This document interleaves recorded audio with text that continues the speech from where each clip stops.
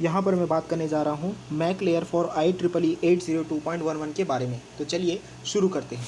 देखिए, सबसे पहले आपको यह समझना होगा कि जो भी मैक लेयर होता है उस मैक लेयर को कुछ ना कुछ टास्क फुलफ़िल करने पड़ते हैं, बहुत सारे टास्क करने पड़ते हैं मैक लेयर को। ठीक है, तो इसका जो सबसे पहला टास्क होता है, ठीक है, मैक लेयर का जो सबसे पहला टास्क होता है वो ये होता है कि मीडियम को, यानी कि केबल को या फिर जिसके थ्रू डेटा ट्रांसमिशन किया जाना है उसे कंट्रोल करना, यानी कि controlling the medium access is a task of MAC layer, ऐसा हम कह सकते हैं। ठीक है, इसके अलावा जो मैक लेयर होता है, मैक लेयर और कुछ सपोर्ट्स भी प्रोवाइड कराता है। ठीक है, अब ये सपोर्ट्स कौन कौन से हो सकते हैं? देखिए, ये सपोर्ट्स हो सकता है, रोमिंग हो सकता है, यानी कि एक यूज़र जो है अपने होम नेटवर्क को छोड़ के किसी दूसरे नेटवर्क पे जा रहा है तो उसे सपोर्ट प्रोवाइड करना। ठीक है, रोमिंग के अलावा ऑथेंटिकेशन। ठीक है, यानी कि यूज़र जो है किसी भी नेटवर्क को यूज़ करने के लिए ऑथेंटिकेटेड है या नहीं, इसकी पहचान करना, यह काम करता है मैक लेयर। इसके अलावा जो मैक लेयर होता है, मैक लेयर पावर कंजर्वेशन यानी कि पावर सेविंग के लिए भी ज़्यादातर इस्तेमाल किया जाता है मैक लेयर का। ठीक है, इसके अलावा कुछ बेसिक सर्विसेज भी होते हैं जो कि मैक लेयर द्वारा प्रोवाइड किए जाते हैं। ठीक है, तो यदि हम बात करें कि मैक लेयर के द्वारा कौन कौन से बेसिक सर्विसेज प्रोवाइड किए जाते हैं, तो इसमें कुछ सर्विसेज आ सकते हैं जैसे कि असिंक्रोनस डेटा सर्विसेज प्रोवाइड कराया जा सकता है बाय द मैक लेयर। इसके अलावा ऑप्शनल टाइम बाउंडेड सर्विस भी प्रोवाइड कराया जा सकता है बाय द मैक लेयर। ठीक है, यहाँ पर जो असिंक्रोनस डेटा सर्विस है वो मैंडेटरी है, यानी कि कंपलसरी है, जो इसे प्रोवाइड कराना जरूरी है बाय द मैक लेयर। जबकि जो टाइम बाउंडेड सर्विस है वो ऑप्शनल है, यानी कि मैक लेयर चाहे तो उसे प्रोवाइड कराए या तो ना कराए। ठीक है, और यदि हम इसके 802.11 इस स्टैंडर्ड में होने के साथ, जब मैक लेयर IEEE 802.11 स्टैंडर्ड के साथ होगा तब वो किस किस तरीके की सर्विस प्रोवाइड करा पाएगा और किस किस मोड में प्रोवाइड करा पाएगा, यह भी आपको जानना ज़रूरी है। जब मैक लेयर जो है 802.11 के साथ होगा तो वह ज़्यादातर ऑफ़र कर सकता है असिंक्रोनस सर्विस को, ज़्यादातर ऑफ़र कर सकता है। ठीक है, और ये जो असिंक्रोनस सर्विस ऑफ़र की जाएगी, ये ऑफ़र की जाएगी एक एडॉक नेटवर्क मोड में, इस तरीके के सर्विसेज को ऑफ़र किया जाएगा। ठीक है, और जो अदर सर्विस टाइप्स है, यानी कि टाइम बाउंडेड सर्विस। ठीक है, अभी तक जो हमने देखा है उसके हिसाब से मैक लेयर जो है दो तरीके की सर्विस प्रोवाइड करा रहा है यहाँ पर फॉर द IEEE 802.11। वो है असिंक्रोनस डेटा सर्विस और दूसरा है ऑप्शनल टाइम बाउंड सर्विस। ठीक है, दोनों तरह के सर्विस टाइप्स को, यानी कि असिंक्रोनस डेटा सर्विसेज को और टाइम बाउंडेड सर्विसेज को, ठीक है, इन दोनों को ऑफर्ड किया जा सकता है यूजिंग इंफ्रास्ट्रक्चर बेस्ड नेटवर्क। ठीक है, जब हम 802.11 का एक infrastructure based network architecture use करेंगे तब हम दोनों तरीके के सर्विसेज को प्रोवाइड करा सकते हैं, यानी कि आप असिंक्रोनस सर्विसेज को भी प्रोवाइड करा सकते हैं और टाइम बाउंडेड सर्विसेज को भी प्रोवाइड करा सकते हैं एक इंफ्रास्ट्रक्चर बेस्ड नेटवर्क जो कि 802.11 स्टैंडर्ड का होगा। ठीक है, इसके साथ साथ, ठीक है, यानी कि दोनों सर्विसेज को प्रोवाइड कराने के साथ साथ यहाँ पर हम एक एक्सेस पॉइंट के लिए कोऑर्डिनेटिंग मीडियम एक्सेस भी प्रोवाइड करा पाएंगे, यानी कि एक्सेस पॉइंट जो है कंट्रोल कर पाएगा कि कितना मीडियम एक्सेस होगा। ठीक है, तो यहाँ पर जो हम असिंक्रोनस सर्विस बोल रहे हैं, ठीक है, ये असिंक्रोनस सर्विस जो होगा ये सपोर्ट करेगा ब्रॉडकास्ट और मल्टीकास्ट दोनों तरीके के पैकेट्स को सपोर्ट करेगा। यहाँ पर असिंक्रोनस सर्विस सपोर्ट करेगा। ठीक है, और यहाँ पर जो पैकेट का एक्सचेंज होगा, ठीक है, यदि हम कोई भी पैकेट यूज़ कर रहे हैं, चाहे वो ब्रॉडकास्ट पैकेट हो या फिर मल्टीकास्ट पैकेट हो, ठीक है, दोनों में हमें एक सर्विस प्रोवाइड करानी पड़ती है जिसका नाम होता है पैकेट एक्सचेंज। ठीक है, एक होता है इसमें पैकेट एक्सचेंज। ठीक है। यहाँ पर जो पैकेट एक्सचेंज होता है ये बेस्ड होता है आपके बेस्ट एफर्ट मॉडल पर बेस्ड होता है, यानी कि कोई भी डिले बाउंड्स, ठीक है, कोई भी डिले बाउंड्स नहीं दिए जाते हैं for the transmission. It means you can say that no delay bounds can be given for transmission. ठीक है, 3 तरह के यानी कि 3 टाइप्स है ना, 3 टाइप्स के बेसिक एक्सेस मैकेनिज़म्स होते हैं फॉर द IEEE 802.11। 3 तरह के बेसिक एक्सेस मैकेनिज़्म डिफाइन किए गए हैं IEEE 802.11 के लिए। ठीक है, इसमें जो पहला मेथड होता है वो एक मैंडेटरी बेसिक मेथड है जो कि बेस्ड है CSMA CA पे बेस्ड है। पहला मेथड जो कि मैंडेटरी बेसिक मेथड है। सेकेंड जो मेथड है, ठीक है, सेकेंड जो मेथड है वो एक कंटेंशन फ्री, सेकेंड जो मेथड है वो एक कंटेंशन फ्री पोलिंग मेथड है। ठीक है, कंटेंशन फ्री पोलिंग मेथड है। और इसके अलावा एक और ऑप्शनल जो मेथड है, ठीक है, ऑप्शनल मेथड जो होता है वो optional method for the hidden terminal problem को अवॉइड करने के लिए यूज़ किया जाता है। ठीक है, देखिए पहला हो गया आपका नॉर्मल CSMA CA, ठीक है, और जो सेकेंड CSMA CA रहेगा वो हिडन टर्मिनल प्रॉब्लम को अवॉइड करने के लिए रहेगा। और थर्ड जो रहेगा वो रहेगा आपका एक कंटेंशनल फ्री पोलिंग मेथड रहेगा फॉर टाइम बाउंडेड सर्विस। ठीक है, यानी कि यहाँ पर जो पहले 2 मेथड हैं जो कि रिलेटेड है CSMA CA से रिलेटेड है, आप इन्हें कह सकते हैं, इन्हें समराइज़ कर सकते हैं एज द DCF, यानी कि डिस्ट्रीब्यूटेड कोऑर्डिनेशन फंक्शन। ठीक है, जो थर्ड मेथड रहेगा जिसमें कि contention free polling method use हो रहा है, ठीक है, इसको हम बोल सकते हैं PCF, यानी कि पॉइंट कोऑर्डिनेशन फंक्शन। ठीक है, अब यहाँ पर हम देख लेते हैं कि DCF और PCF जो है यहाँ पर IEEE 802.11 के लिए यहाँ पर किस तरीके से वर्क कर रहे हैं। देखिए जो DCF होता है, DCF यानी कि डिस्ट्रीब्यूटेड कोऑर्डिनेशन फंक्शन, यह सिर्फ और सिर्फ ऑफ़र करता है असिंक्रोनस सर्विसेज को, यह ऑफ़र करता है, लेकिन इसमें एक एक्सेस पॉइंट की ज़रूरत पड़ती है ताकि हम मीडियम एक्सेस को कंट्रोल कर सकें। ठीक है, और हम कंटेंशन को अवॉइड कर सकें। देखिए DCF जो है वो असिंक्रोनस सर्विसेज को प्रोवाइड करता है और इसमें एक एक्सेस पॉइंट की भी ज़रूरत पड़ती है। ठीक है, अब हम आते हैं PCF पे। ठीक है, PCF का मतलब है यहाँ पर पॉइंट कोऑर्डिनेशन फंक्शन।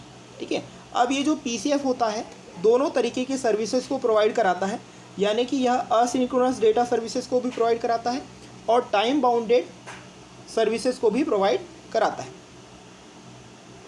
जो मैकेनिज़म्स यहाँ पर यूज़ हो रहे हैं, यानी कि एक CSMA CA वाला हो गया, 2 CSMA CA वाले हो गए, एक नॉर्मल CSMA CA और दूसरा जो है CSMA CA जिसमें हिडन टर्मिनल प्रॉब्लम को हम अवॉइड कर रहे हैं, तीसरा जो कंटेंशन फ्री पोलिंग मेथड है।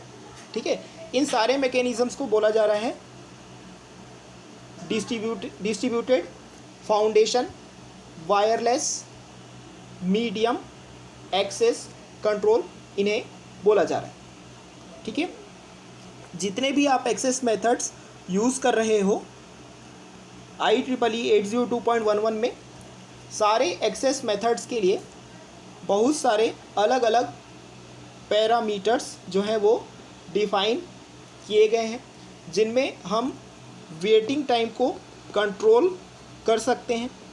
ठीक है, आइए अब एक डायग्राम के थ्रू हम यह दिखाने की कोशिश करते हैं कि मीडियम एक्सेस और इंटरफ्रेम स्पेसिंग को किस तरीके से यहाँ पर डिफ़ाइन किया जाएगा। ठीक है, यानी कि हम यहाँ पर 3 तरह के डिफरेंट पैरामीटर्स बताएंगे जो डिफ़ाइन करते हैं प्रायोरिटीज़ ऑफ मीडियम एक्सेस को।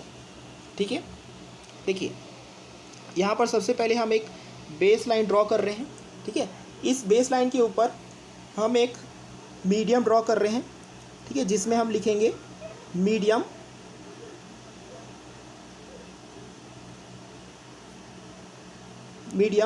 बिजी, ठीक है, ये मीडियम बिजी वाला हो गया। इसके बाद कुछ स्पेस पे हम ड्रॉ करेंगे कंटेंशन, ये हो गया कंटेंशन। इसके बाद नेक्स्ट फ्रेम, ठीक है, नेक्स्ट फ्रेम, कंटेंशन और नेक्स्ट फ्रेम के बीच में थोड़ा सा स्पेस हो सकता है, ठीक है। और यहाँ पर जो मीडियम बिजी है, ठीक है, मीडियम बिजी है, इसको भी हम एक फ्रेम सीक्वेंस के थ्रू डिफाइन कर रहे हैं। जो फ्रेम सीक्वेंस हो सकता है यहाँ पर DIFS, ये फ्रेम सीक्वेंस यहाँ पर हो सकता है, ठीक है। और मीडियम बिजी और कंटेंशन के बीच में कई सारे फ्रेम सीक्वेंसेस हो सकते हैं, ठीक है। जो सबसे स्मॉलेस्ट फ्रेम सीक्वेंस होता है यहाँ पर वो होता है SIFS, ठीक है, ये सबसे ज़्यादा स्मॉलेस्ट फ्रेम सीक्वेंस होता है। इससे थोड़ा सा ज़्यादा जो फ्रेम सीक्वेंस होता है वो होता है PIFS, ठीक है। और जो सबसे लंबा और सबसे बड़ा फ्रेम सीक्वेंस होगा वो होगा आपका DIFS, ठीक है। तो इसको यदि हम डायग्राम के थ्रू शो करने की कोशिश करेंगे तो हम किस तरीके से शो करेंगे। जो SIFS होगा सपोज़ वो इतना छोटा हो सकता है, ठीक है। जो PIFS है इससे थोड़ा सा बड़ा हो सकता है, और जो DIFS है ये पूरे रेंज को यहाँ पर कवर अप करेगा, ठीक है। और जो DIFS है, ठीक है, DIFS में यदि डायरेक्ट एक्सेस भी प्रोवाइड कराया जा सकता है। कब? यदि मीडियम जो है वो फ्री है और उस मीडियम का जो साइज है वो ग्रेटर देन और इक्वल टू DIFS है, उस केस में डायरेक्ट एक्सेस प्रोवाइड कराया जा सकता है, ठीक है। अब हम यहाँ पर वैल्यूज़ पे देखते हैं। पैरामीटर्स के यहाँ पर जो भी वैल्यूज़ होंगे वो डिपेंड करेंगे फिज़िकल लेयर पे, और उन्हें डिफ़ाइन किया जाएगा in relation to slot time में उन्हें डिफ़ाइन किया जाएगा, ठीक है। जो भी स्लॉट टाइम होगा वो स्लॉट टाइम डिराइव्ड होगा from the medium propagation delay से वो डिफ़ाइन होगा। इसके अलावा स्लॉट टाइम को डिराइव करने के लिए मीडियम प्रोपोगेशन डिले के अलावा हम यूज़ कर सकते हैं ट्रांसमीटर डिले, ठीक है। और साथ ही साथ अदर फिज़िकल लेयर्स के डिपेंडेंट पैरामीटर्स को भी हम यहाँ पर यूज़ कर सकते हैं। जो स्लॉट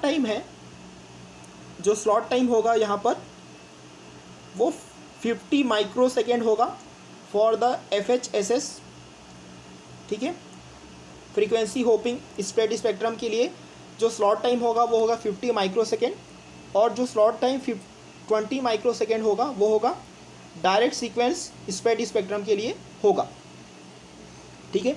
जो भी मीडियम है, ठीक है, जो मीडियम है वह मीडियम जो है या तो बिजी हो सकता है या फिर आइडल हो सकता है, ठीक है। और इसे डिटेक्ट करने के लिए हम यूज़ करेंगे CCA को हम यहाँ पर यूज़ करेंगे, ठीक है। सपोज़ जो है मीडियम बिजी है, ठीक है।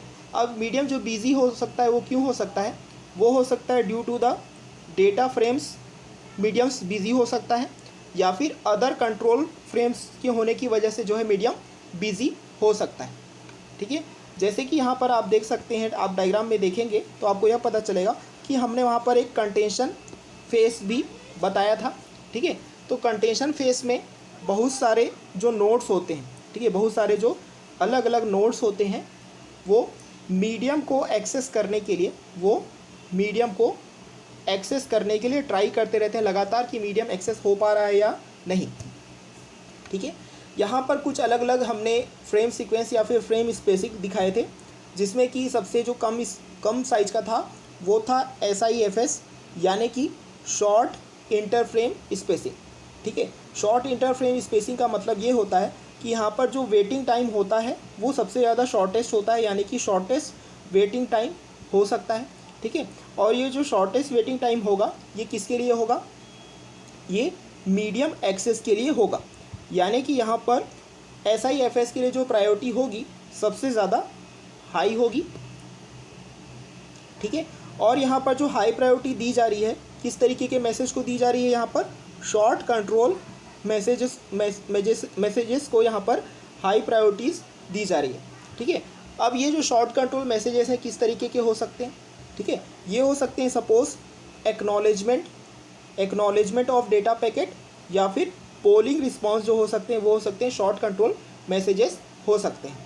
ठीक है, डायरेक्ट सीक्वेंस स्प्रेड स्पेक्ट्रम के लिए जो SIFS है वो हो सकता है आपका 10 माइक्रोसेकेंड हो सकता है, जबकि FHSS के लिए जो SIFS की रेंज है या SIFS है वो हो सकता है 28 माइक्रोसेकेंड हो सकता है। नेक्स्ट जो यहाँ पर हम इंटरफ्रेम स्पेसिंग आपको बता रहे हैं वो है PIFS, यानी कि PCF इंटरफ्रेम स्पेसिंग। ठीक है, DIFS और SIFS के बीच का जो वेटिंग टाइम होता है उसका यूज़ किया जा सकता है, एक टाइम बाउंडेड सर्विसेज के लिए उसका यूज़ किया जा सकता है। ठीक है, टाइम बाउंडेड सर्विसेज के लिए उसका यूज़ किया जा सकता है। ठीक है, और एक access point polling other nodes के लिए भी यहाँ पर PIFS का यूज़ किया जा सकता है। ठीक है, नेक्स्ट है यहाँ पर DIFS। ठीक है, देखिए जो DIFS है इसका मतलब होता है DCF इंटरफ्रेम स्पेसिंग।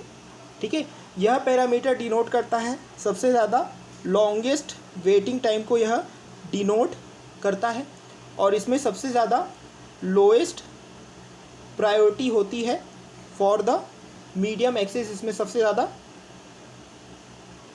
यह मीडियम एक्सेस प्रायोरिटी के लिए ज़्यादातर यूज़ किया जाता है। ठीक है, यहाँ पर जो DIFS है इसका यूज़ किया जाता है for the asynchronous data services, इसका यूज़ किया जाता है। ठीक है, जिसमें और इसका यूज़ ज़्यादातर किया जाता है आपका एक कंटेंशन पीरियड में, इसका ज़्यादातर यूज़ किया जाता है। ठीक है, DIFS को हम इस तरीके से डिफाइन कर सकते हैं, SIFS प्लस 2 स्लॉट टाइम्स। ठीक है, इस वीडियो में बस इतना ही। इस वीडियो को लाइक करें, शेयर करें और हमारे चैनल को जरूर सब्सक्राइब करें। Thank you.